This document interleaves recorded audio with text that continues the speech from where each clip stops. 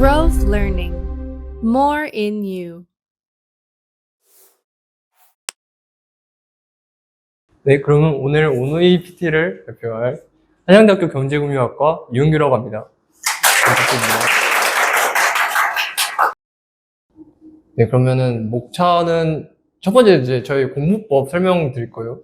그리고 두 번째는 과목별 어떻게 공부했는지를 설명을 해드리고, 세 번째는 계획 세우기, 그냥 네 번째 마음가짐으로 넘어가겠습니다. 그다음에 저의 공부 일단 수시 기준인 거를 좀 감안을 해주시면 감사하겠고, 왜냐면 모의고사는 또 공부법이 달라서. 그래서 저는 공부할 때 항상 계획은 큰 틀만 세웠습니다. 그러니까 하루 뭐 계획, 이렇게 막 세세하게 시간별로 계획을 세우진 않았고, 오늘 그냥 뭐 하겠다, 아니면 뭐 이번 주 내에 뭘 하겠다, 이런 식으로 큰 틀만 좀 잡았고, 양이 많아가지고, 고등학교 가면은, 지금 중학교는 아직 벼락치기 이런 거 하시는 분들도 있을 것 같은데, 고등학교 때부터는 벼락치기 안 되거든요. 양이 엄청 많아요. 그래서 양이 많으니까 벼락치기는 절대 하지 말고, 밤새지 말고. 그래서 수업 시간에 집중을 하는 거를 항상 강조를 하는데, 수업 시간에 선생님들이 문제를 많이 흘려주거든요. 특히 시험 기간 되면은. 약간 막, 제가 과학 시간이었는데, 통합과학 시간 때 어떤 일이 있었냐면은, 갑자기 시험 전날에 선생님이 들어와요. 그래서 누가 이걸 질문 냈는데, 그에 대한 답변을 똑같이 해줘야 될 것 같아서 답변을 해주겠다 하면서 막 문장을 이렇게 써요. 딱 봐도 이거 딱 봐도 서술형이잖아요, 이거는. 그래서 이거는 근데 자고 있는 애들이 있어요. 밤새 공부를 해서 자고 있는 애들이 있어요. 자고 있는 애들은 다 놓치는 거예요, 그러면은. 그렇기 때문에 시험 기간일수록 더욱더 수업 시간에 집중을 해야 되고, 밤새 공부 절대 하면 안 되고, 그래서 평소 컨디션 관리를 해야 됩니다.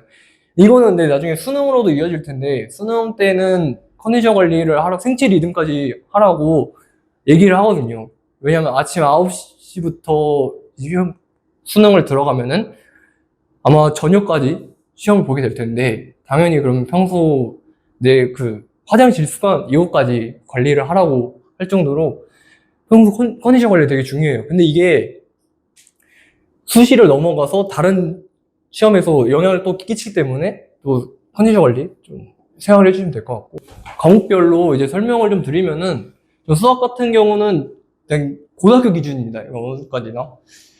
수학 같은 경우는 좀 기본 실력이 되게 중요하다고 생각을 하거든요. 그래서 기본 실력을 저는 센으로 일단 풀었어요. 센을 B단계 정도 풀었고, 그 다음에 C단계도 있는데, C단계는 사실 시험 기간 때 풀진 않았고, 그냥 평소에 C단계에 도전해볼 때, 그때만 풀었고, 두 번째는 실수입니다. 아까 실수 좀 많이 한다는 친구가 있었는데, 얘기를 하다 보니까. 근데 수학 같은 경우는 실수가 되게 다른 과목에 비해서 되게 중요하거든요. 그냥 한 문제당 한 5점인가 그래요. 5점에서 6점? 근데 이렇게 배정이 돼 있는데, B단계 아까 문제를 실수를 2개만 해버리면 뭐 10점 이렇게 날라가겠죠? 보통 시험 문제가 어떻게 나오냐면은 진짜 어려운 거 한 4문제 이렇게 나온단 말이에요. 나머지는 좀 풀만하게. 그래서 아마 차별을 좀 두기 위해서 고난이도 문제 4문제 정도 나올 텐데, 대부분 풀기 힘듭니다. 이게 시험 시간이 사실 길지는 않아요. 저희가 한 45, 50분? 이 정도로 제가 기억하는데, 이 정도에서 새로운 문제를 봤을 때 이거를 풀려면은 시간이 좀 더 필요하거든요. 그래서 이 4문제를 사실 다 푸는 거는 진짜 진짜 잘하는 사람 아니면은 좀 불가능하다고 생각을 하고, 그래서 저희 같은 경우는 실수를 좀 줄이는 편이 낫지 않나. 그래서 B단계 아까 말씀하신 것만 다 풀어도 2등급은 확보가 됩니다. 그래서 B단계 푸는 거까지는 사실 오래 걸리진 않거든요. 그래서 B단계 풀고 검사 한번 쫙 하고, 그런 다음에 시간이 그래도 남았다면은 한번 도전을 해보는 걸 추천을 드립니다. 시험 기간 때, 시험 볼 때. 세 번째는 교과서인데, 서술형이 어디가 제일 많이 나왔냐, 제가 개월 떠올리면 교과서 맨 뒤에 보면 문제 있거든요. 거기서 선생님들이 좀 몇 개 변형을 했던 것 같아요. 그러면은 많진 않지만 몇 개라도 대비를 좀 할 수 있겠죠. 그래서 교과서 맨 뒤를 항상 보고, 교과서 내에서도 어려운 문제라고 하는 걸 좀 풀어보는 것을 추천한다. 이거는 시험에 나올 가능성이 매우 높다. 국어 같은 경우는, 국어도 국영수의 공통이거든요. 기본 실력이 되게 중요합니다. 이거 똑같아요. 그럼 기본 실력을 어떻게 쌓아야 됩니까? 라고 하면은 전 모의고사 좀 추천합니다. 지금 혹시 모의고사 풀어보신 분 있을까요? 고등학교 모의고사 국어 풀어봤다. 혹시 풀어봤을 때 어땠어요? 어렵죠? 지문 길이 어때요? 너무 길죠? 이게 중학교 때는 그렇게 긴 거 못 봤죠, 거의. 이게 지문이 보통 한 면을 거의 다 차지할 거예요. 그러면은 이게 특히 문학이면은 그나마 책 읽는 거 좋아하는 사람은 다행인데 비문학이면은 머리 아프거든요. 이게 진짜 이게 이해도 할 수 없고 이게 무슨 소리야 라고 하는데 그러면은 그 기본 실력을 평소 그걸 높이기 위해서 독서를 많이 해야 됩니다. 결국에. 그래서 지금 책 좋아하는 분들 뭐 있을 것 같은데 되게 잘하고 있는 습관이고요. 그다음에 어떤 책이든 상관이 없거든요. 그냥 글 읽으면 돼요. 글 읽으면은 만화책이라도 좋으니까 글 읽는 거를 평소 습관을 많이 들여놔야지 비문학 이런 거 봤을 때 지문 길이 엄청 긴데 요즘 또 쇼츠가 유행이잖아요. 쇼츠 많이 보면은 못 읽거든요. 그런 거. 그래서 그 긴 지문을 읽고 분석을 하기 위해서는 평소 독서가 좀 중요하다. 이 정도 말씀드릴 될 것 같고. 네, 영어도 아까 말씀드렸던 것처럼 기본 실력인데 이거는 조금 다른 느낌. 그리고 이거 저는 수시를 대비하는 거니까 수시는 자료가 엄청 영어 시험 보면 엄청 많거든요. 이게 중간고사 딱 생각하면은 3월 모의고사 혹시 보신 분 있을까요? 한번 고등학교 모의고사 풀어봤다. 풀어봤을 때 어땠어요? 못 받았어. 그게 이제 시험 범위에 들어갈 겁니다. 그게 고등학교 때부터 시험 범위에 들어갈 겁니다. 그럼 양이 되게 많겠죠? 원래 중학교 때는 교과서 본문 정도만 들어갔는데 고등학교 때부터는 모의고사에다가 본문까지 하면은 양이 엄청 많아질 거예요. 그러면은 자료가 엄청 많이 필요하겠죠. 그 변형 문제를 많이 풀어봐야 되는데 근데 그냥 무작정 푼다고 되는 게 아닙니다. 또 이게 왜 하필 이걸 변형시켰는지 이게 왜 문법 쪽에서 나온 문제인가? 아니면은 뭐 단어가 중요한 건가? 그런 게 다 있을 거란 말이죠. 문장도 도치법 아까 말씀드렸는데 도치법 이런 게 있어요. 그럼 선생님들이 딱 봐도 서술형 내기 좋아할 것 같잖아요.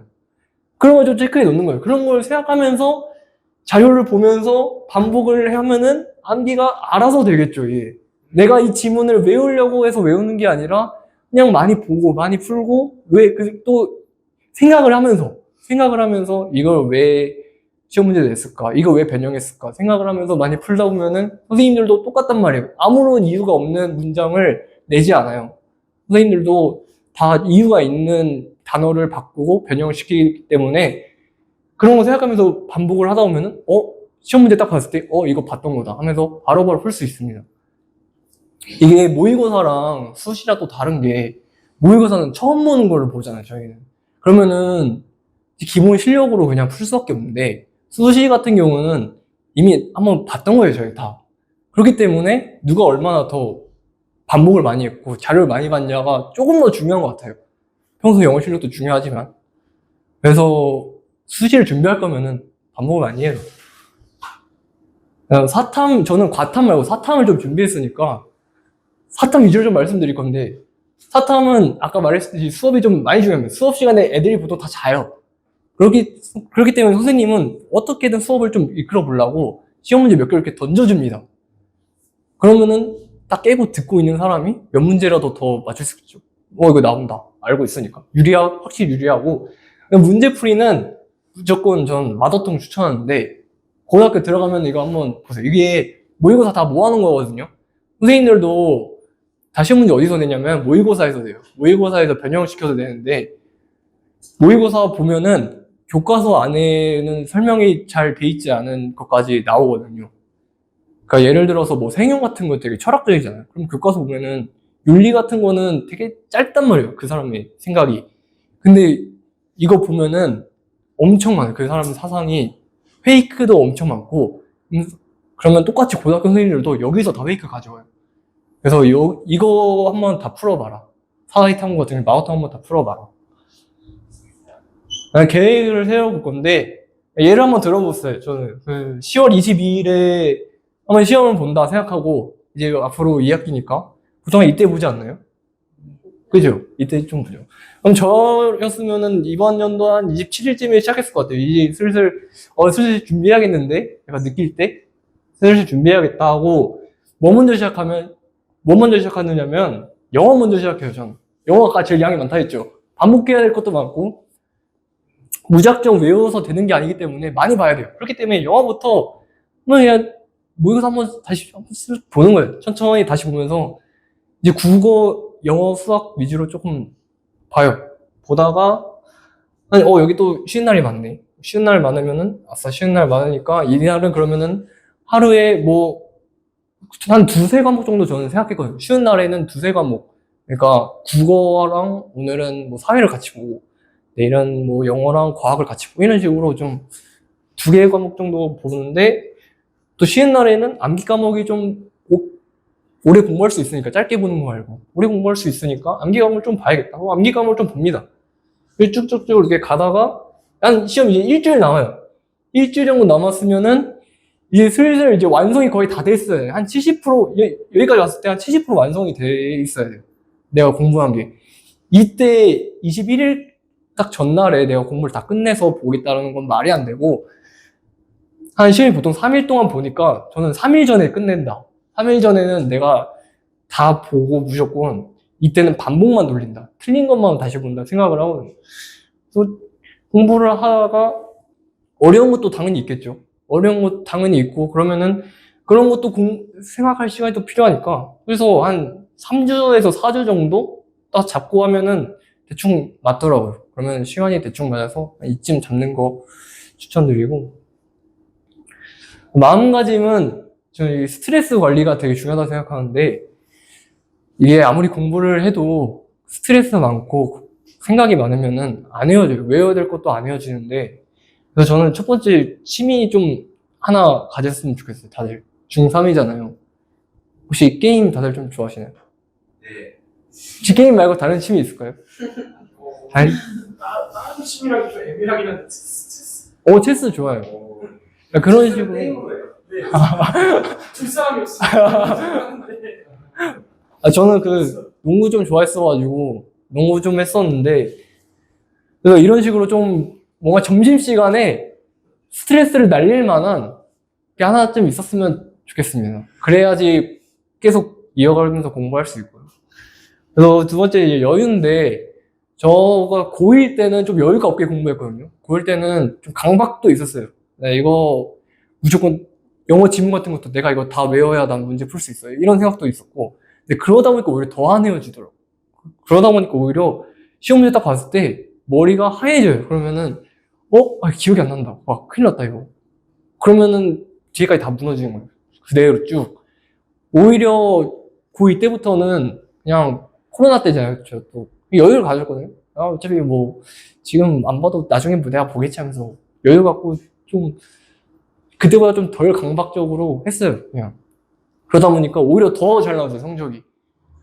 오히려 이거 그거였다면서 더 기억나고 그래서 여유를 좀 가졌으면 좋겠고 진로는 사실 여러분 아직 진로 잡기에는 너무 이르다고 생각을 해요. 저는 지금 진로 당연히 잡으면 좋겠지만은 당연히 바뀔 수도 있고 저 진로가 원래 처음에는 영어 쪽 해서 외교 쪽 생각을 했었는데 그 중학교 때 진로였거든요. 고등학교 와서 경제 쪽으로 바뀐 거란 말이에요. 또 그렇기 때문에 아직 여러분이 진로가 없다고 해서 너무 걱정할 필요는 없다. 이 정도 말씀을 드리고 싶고, 그 다음에 이제 진로도 생각을 해보면은, 혹시 진로 생각해본 게 있을까요? 저요? 네. 진로를 아직 못 잡았어요. 아직 못 정해. 혹시 정한 사람이, 나는 과 정도는 생각해봤다. 과 정도는 생각해봤어요? 혹시, 약학과. 이 과 정도는 좀 생각해보는 걸 추천드리는 게, 이게 과를 가잖아요. 그러면은 구체적인 진로는 아니더라도 그 과에 가면 그 과의 분야에 맞는 진로를 선택하게 되어 있습니다. 선배들 따라서 예를 들어 저가 경제 쪽이잖아요. 그러면은 제가 뭐 펀드매니저 이런 거 생각하고 온 건 아니지만 선배들 길을 보면은 뭐 은행, 증권, 뭐 금융공기업 이런 쪽으로 다 경제 관련 쪽이라면 어쨌든 그렇기 때문에 구체적인 진로까지는 아니더라도 내가 어느 분야에서는 일을 해보고 싶다. 이 정도는 생각해 보는 거를 좀 추천드리겠습니다. 네. 발표 여기까지 하고 마치겠습니다. 감사합니다.